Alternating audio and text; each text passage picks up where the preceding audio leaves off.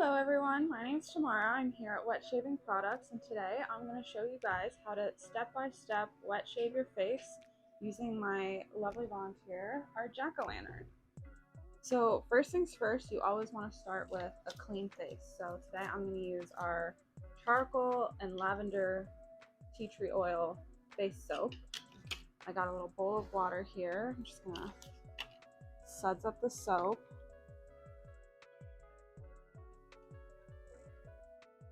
Go. And I'm just going to clean his entire face. Make sure it's nice and clean so that if he gets cut with any razors, there's no infections, the shave goes smoothly, and it's just always nice to have a clean face. This would have been easier with a sink, but I'm working with a bowl here, so I'm just going to be rinsing off his face.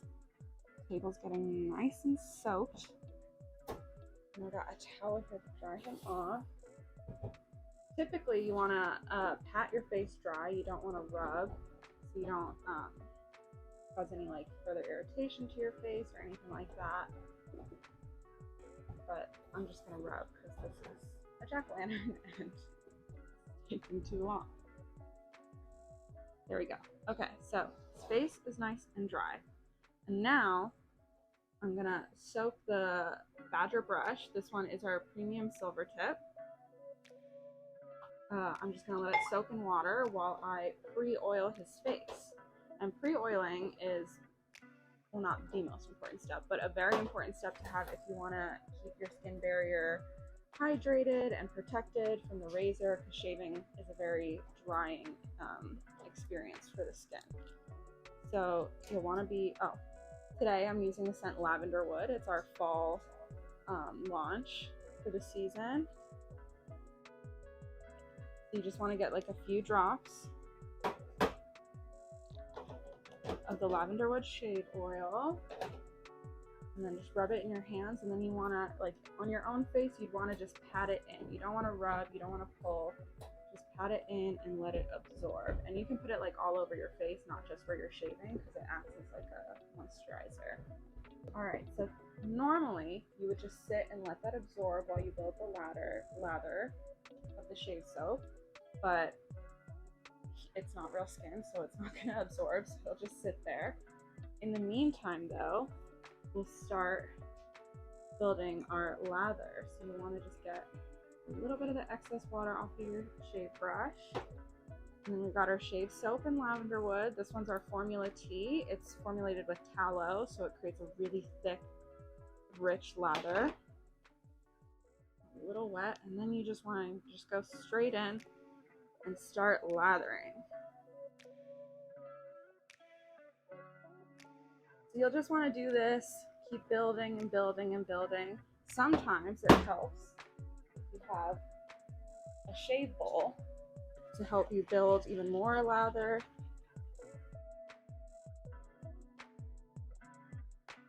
All right, so you can see we got a thick lather, so we're just gonna go ahead and slather that on our pumpkin everywhere we want to shave him.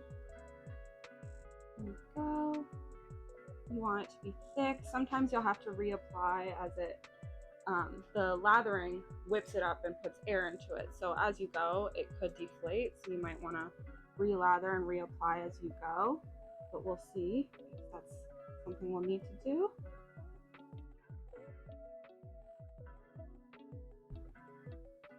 All right, looks like that's a pretty big lather. I'm gonna take my hands off. And then we're gonna go in with a safety razor. This one is a double-edged closed comb. You can see that the edges are closed, the ridges are closed, so it acts as a guard between the razor and your face. So this is the better option if you're just starting with a safety razor and you're thinking between closed comb and open comb. The closed comb is going to be way less aggressive on your face if you're a first timer. And Jack here is a first timer, so we are going to be shaving his face with a closed comb. So you'll just want to go, we say that our products are so good you can shave against the grain, and that gives you a closer, tighter shave.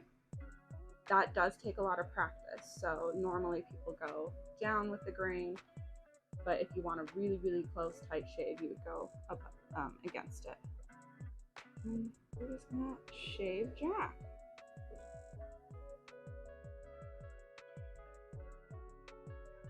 I just want to wipe off the excess as you go, rinse it in some water. There isn't actually a razor in here because I thought it could cut the pumpkin and it's not a real person and I didn't want to damage the pumpkin because it's also our Halloween decor. So we are just using no razor, but you get the idea. So you just want to keep going all around the face. Rinsing as you go. You want to be gentle, especially close to your lip. That's very thin, sensitive skin.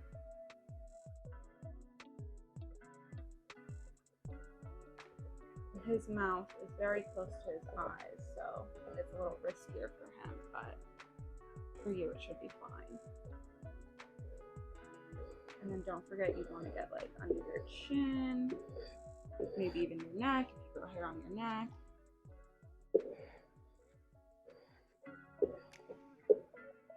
I thought this would look a lot more satisfying than it does, but without the razor, it's not very smooth.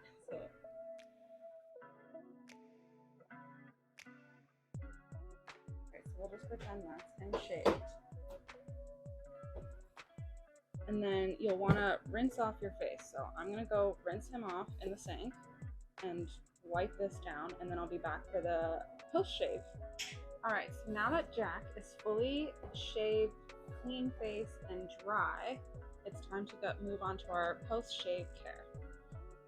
So typically, right after a shave, you'll want to use an aftershave of some kind. Today, we're also using Lavender Wood in their aftershave splash. So aftershave acts as a toner. It helps tighten the pores. It gives a final cleanse to the skin, and it's just a really refreshing feeling after a shave. So you just want to put like a few drops in your hand, rub it in, and then just apply it to the areas that you shave, not really your whole face. It'll help clean any little nicks that have happened or anything like that. So he's got his aftershave in.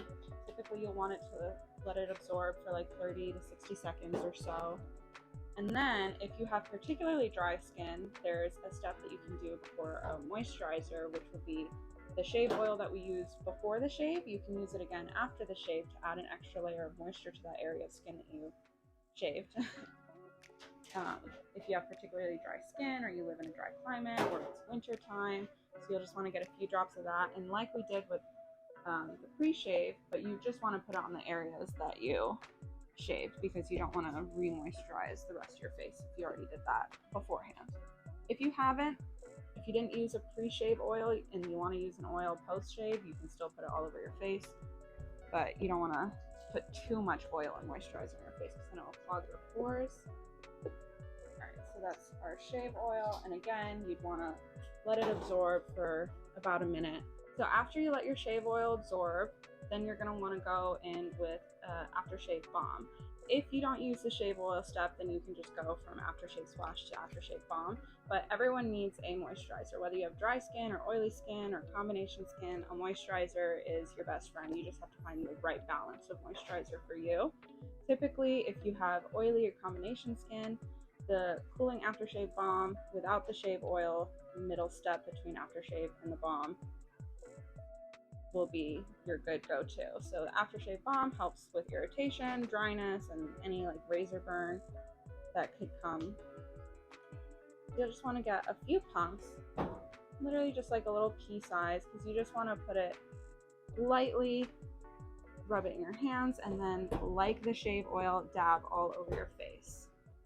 Even though it's an aftershave balm, you'll want to use this like all over your face as a moisturizer. If you have a shaved head, you can put it like if you have excess, put it all over your head.